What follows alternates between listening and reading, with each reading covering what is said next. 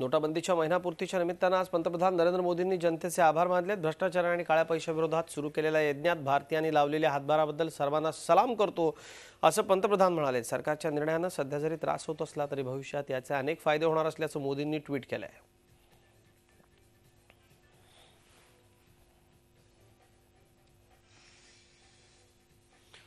नोटबंदीच्या निर्णयाच्या महिनाभरापूर्तीच्या पार्श्वभूमीवर विरोधी पक्ष काळा दिवस पाळत आहेत। या निर्णयाविरोधात विरोधी पक्षांनी संसद भवन परिसरात धरणं आंदोलन केलं। महात्मा गांधींच्या पुतळ्यासमोर विरोधक एकत्र आले आणि मोदींच्या नोटबंदी निर्णयाचा विरोध केला। विरोधकांच्या आंदोलनात काँग्रेस उपाध्यक्ष राहुल गांधी, गुलाम नबी आझाद, जेडीयूचे शरद यादव, सपाचे रामगोपाल यादव, राजद नेता जयप्रकाश नारायण यादव उपस्थित होते। यावेळी राहुल गांधींनी पंतप्रधान नरेंद्र मोदींवर टीका केली।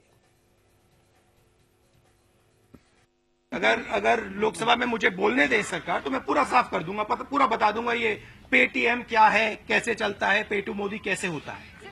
डिसीजन से एकदम पहले, 1 महीना पहले मोदी जी के दोस्तों ने अपना पूरा का पूरा पैसा बैंक में डाल दिया। शायद 6 लाख करोड़ रुपए पहली बार बैंक में डिपॉजिट हुआ। तो जिनको मालूम होना था सबको मालूम था, और सबको बीजेपी के लोगों ने और नरेंद्र मोदी जी ने बताया। तो नुकसान किसका हुआ? किसान का, जो कैश की इकोनॉमी का प्रयोग करते हैं। काले धन वाले सब भाग गए।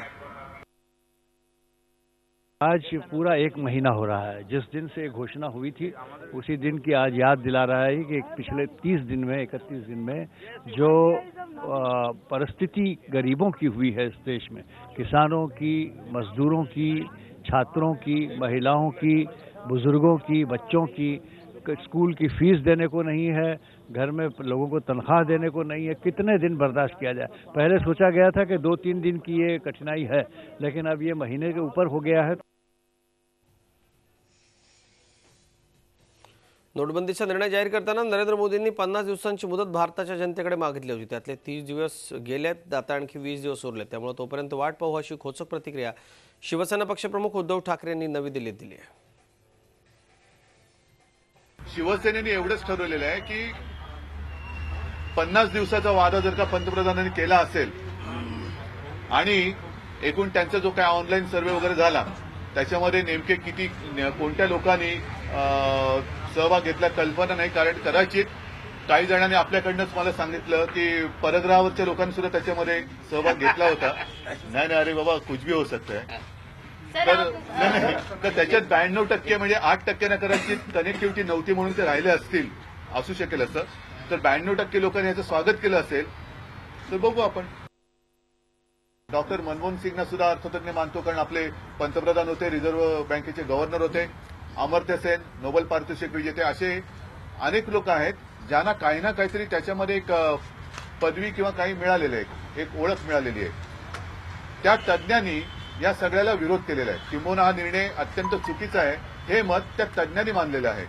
मग आपण असं म्हणूया का की या तज्ज्ञांच्या सगळ्या डिग्र्या बोगस आहेत आणि या डिग्र्या त्यांनी काळा पैसा देऊन घेतल्यात असं मानायचं का? आणि तसं जर असेल तर यांच्या डिग्र्यांची चौकशी करा आणि असे बिनबुडाचे सल्ले देण्यापेक्षा त्या डिग्र्या रद्द करा।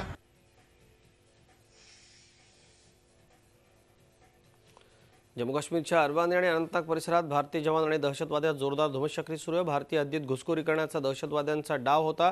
हुसेनपूर या भागात 2 दहशतवादी लपल्याची माहिती सुरक्षा बलाला मिळाली होती। त्यानंतर सर्च ऑपरेशन सुरू करण्यात आलं।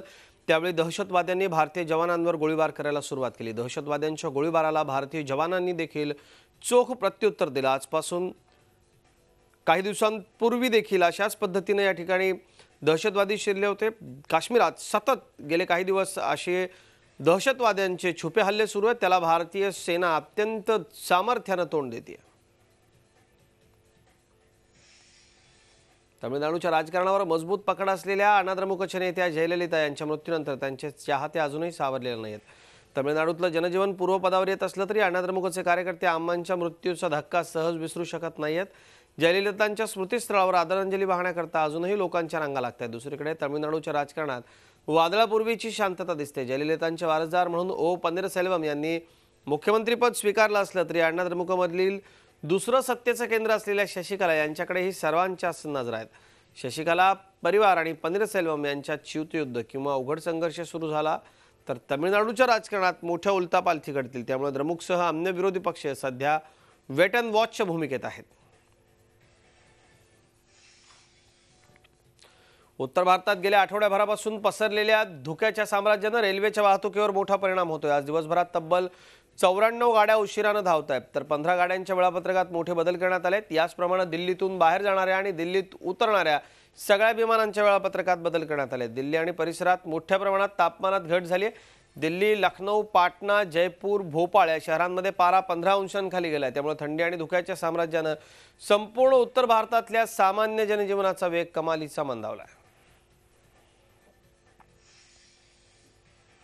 तिकडे उत्तर भारतात थंडीनं पारा घसरत असला तरी मराठवाडा आणि दक्षिण मध्य महाराष्ट्र येत्या 2 दिवसात काही ठिकाणी पावसाचा अंदाज वर्तवण्यात आला. नाळा चक्रीवादळाचा परिणाम आता संपुष्टात आला असला तरी बंगालच्या उपसागरात कमी दाबाचा पट्टा तयार होतोय. त्यामुळे मराठवाड्यात काही ठिकाणी हलक्या सरी येण्याचा अंदाज वर्तवण्यात आला. शिवाय मुंबईतही पुढच्या 48 तास ढगाळ वातावरण असणार आहे. तिकडे उत्तर महाराष्ट्रात मात्र उत्तर भारतातल्या थंडीचा परिणाम दिसतोय. काल नाशिकचा पारा 9 अंशांपर्यंत खाली आला, तर पुण्यातही पारा 10.9 अंशांपर्यंत खाली आहे. जळगाव, धुळे, नंदुरबार आणि नगर भागातही थंडीत पुढे वाढ होण्याची शक्यता आहे.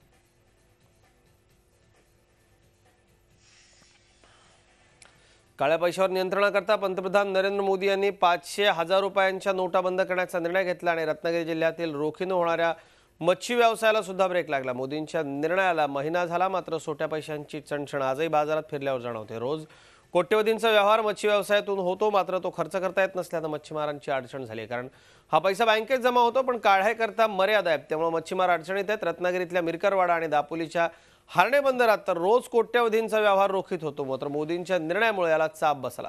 पण रोजचा बोटीसाठी लागणारा खर्च कसा करायचा हा प्रश्न सध्या रत्नागिरीतल्याच नाही तर तमाम किनारपट्टीवरच्या मच्छीमारांसमोर उभा ठाकलाय.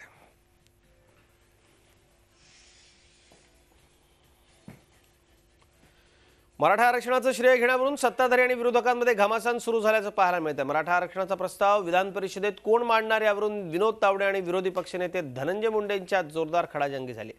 मराठा आरक्षणाच्या प्रस्तावाबाबत विधान परिषद सभापतींच्या दालनात बैठक झाली. तिथं विनोद तावडे आणि धनंजय मुंडेंच्यात वाद झाला. अखेर या मुद्द्यावर मुख्यमंत्र्यांना मध्यस्थी करावी लागली. एकंदरीतच सत्ताधारी आणि विरोधक यांच्यात मराठा आरक्षणाच्या मुद्द्यावरून रस्सीखेच सुरू झाल्याचं दिसून येत आहे.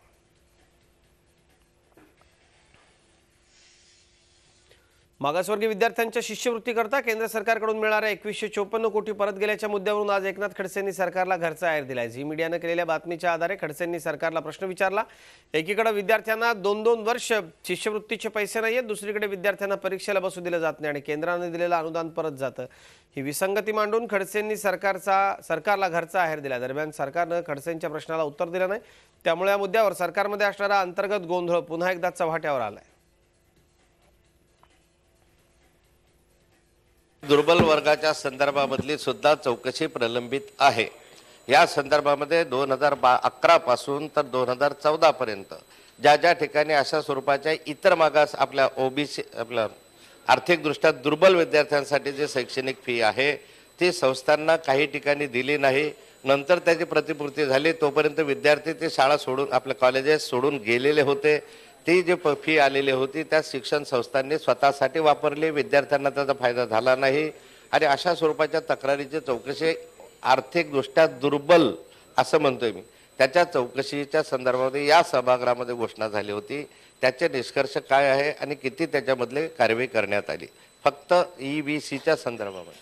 आदरणीय अध्यक्ष महोदय, ईबीसीच्या विषयामध्ये ज्या विद्यार्थ्यांना उशिरा पैसे गेल्यामुळे न मिळाले ते त्या विद्यार्थ्यांपर्यंत पोहोचवले पाहिजे अशा प्रकारचे आदेश आपण या विषयात दिले होते आणि त्याचा जो अहवाल आहे तो अहवाल सादर झाल्यानंतर याची चौकशी पूर्ण झाली की ते आपण पटलावर ठेवू.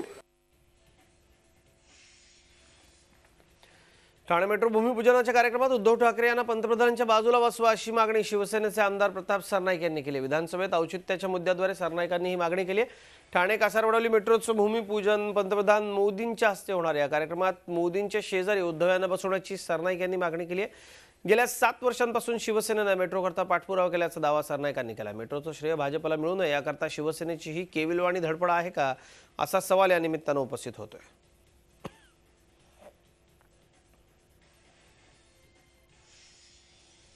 तोंडी तलाक ही घटनाबाह्य कृती असल्याचा निर्वाळा अलाहाबाद हायकोर्टानं दिला. तोंडी तलाक म्हणजे मुस्लिम महिलांच्या अधिकाराचा हनन असल्याचंही कोर्टानं नमूद केलं. कोणतंही पर्सनल लॉ बोर्ड हे घटनेपेक्षा श्रेष्ठ नसल्याचं सांगत कोर्टानं मुस्लिम पर्सनल लॉ बोर्डाला फटकारलंय. तोंडी ट्रिपल तलाक रद्द करण्याबाबत देशपातळीवर गेल्या काही दिवसांपासून जोरदार चर्चा सुरू आहे। तसंच तोंडी तलाक रद्द करण्याकरता वेगवेगळ्या याचिकाकर्त्यांच्या याचिकांवर सुप्रीम कोर्टात सुनावणी सुरू आहे। केंद्र सरकारनेही पहिल्यांदाच सुप्रीम कोर्टात तोंडी तलाक, बहुविवाह आणि निकाह हलाला या 3 पद्धतींबाबत पुनर्विचार करण्यात यावा अशी भूमिका मांडली। मात्र या प्रस्तावाला मुस्लिम पर्सनल लॉ बोर्डाने विरोध केला। कोर्टाच्या निर्णयाला वरच्या कोर्टात आव्हान देणार असल्याचं मुस्लिम पर्सनल लॉ बोर्डाने सांगितलं।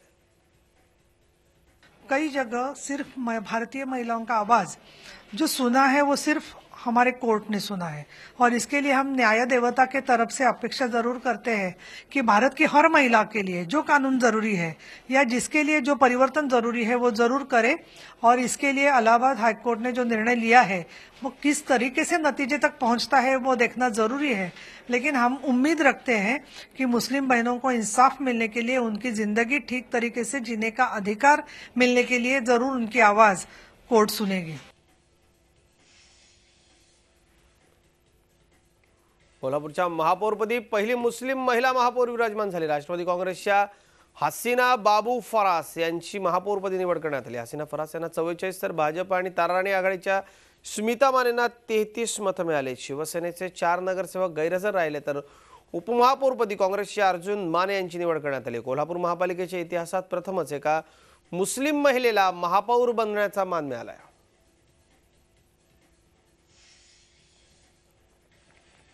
मुंबई महानगरपालिकेच्या घनकचरा व्यवस्थापनात मोठा घोटाळा पुढे आलाय। कचरा वाहून नेण्याच्या कामात भ्रष्टाचार झाल्याचं उघड झालंय। कंत्राटदारानं कोणतं वाहन वापरलं, त्या वाहनाचा नंबर काय याची नोंद न करताच बिल मंजूर करण्यात आल्याचं पुढे आलंय। खोटी कागदपत्र दाखवून 27 वाहनं असताना 42 वाहनांची बिल मंजूर करून घेण्यात आल्याचे समोर आलंय। एकाच गाडीने एकाच वेळी एकापेक्षा अधिक फेऱ्या मारल्याचं दाखवण्यात आलंय आणि ही संख्या फुगवून आर्थिक लूट करण्यात आली।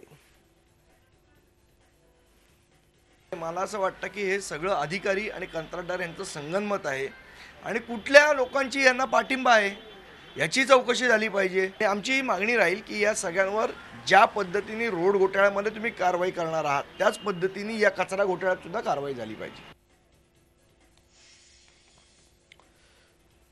मुंबई छत्रपती शिवाजी टर्मिनस आणि मुंबईच्या छत्रपती शिवाजी आंतरराष्ट्रीय विमानतळाच्या नावात महाराज शब्द घालण्याच्या प्रस्तावाला आज राज्याच्या मंत्रिमंडळाने मंजुरी दिली। या दोन्ही ठिकाणच्या नावांमध्ये बदल होणार आहे। सध्याच्या दोन्ही ठिकाणांची नावं छत्रपती शिवाजी टर्मिनस, छत्रपती शिवाजी आंतरराष्ट्रीय विमानतळ अशी आहेत।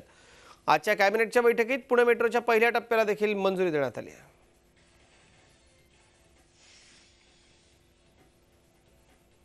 पिंपरी चिंचवडमध्ये पाणी पुरवठ्याच्या मुद्द्यावरून राडा झालाय। निगडीत पाणी पुरवठा सुरळीत सुरू होत नसल्यानं मनसेचे शहराध्यक्ष सचिन चिखलेंनी महापालिकेचे अधिकारी सन्मान भोसलेंना मारहाण केली। भोसले महापालिकेच्या क्षेत्रीय कार्यालयाचे कनिष्ठ अभियंता आहेत।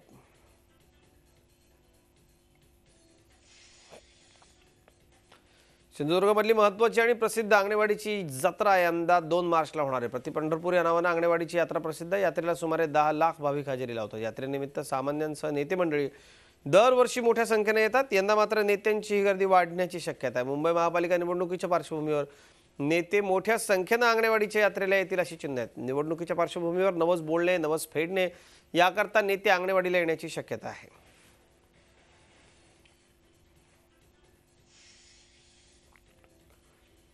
पाकिस्तानचा खोटारडेपणा पुन्हा एकदा उघड झाला। यावेळी पाकिस्तानचा बुरखा त्यांच्याच मंत्र्यांनी फाडला। मार्च महिन्यात बलुचिस्तानात अटक करण्यात आलेले कुलभूषण जाधव यांच्या हेरगिरीचे पुरावे नसल्याची कबुली पाकिस्तानी पंतप्रधानांचे परराष्ट्र व्यवहार विषयक सल्लागार सरताज अजीज यांनी दिली आहे। पाकिस्तानी माध्यमांनी दिलेल्या वृत्तानुसार जाधव यांच्या संबंधी आणि त्यांच्या पाकिस्तानमधल्या दहशतवादी कृत्यांच्या सहभागासंबंधी जे डॉसियर तयार करण्यात आले त्यात फक्त विविध व्यक्तींचे जबाब आहेत असं अजीज यांनी म्हटलंय। पाकिस्तानने केलेल्या दाव्यानुसार कुलभूषण जाधवना बलुचिस्तानात हेरगिरीच्या आरोपावरून अटक करण्यात आली। मात्र जाधव हे बिझनेसमॅन आहेत, इराणमध्ये व्यवसाय करत असल्याचं भारतानं त्याच वेळी स्पष्ट केलं होतं।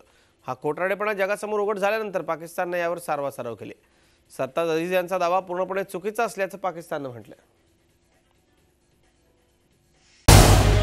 झी 24 तास रहा एक पाऊल पुढे।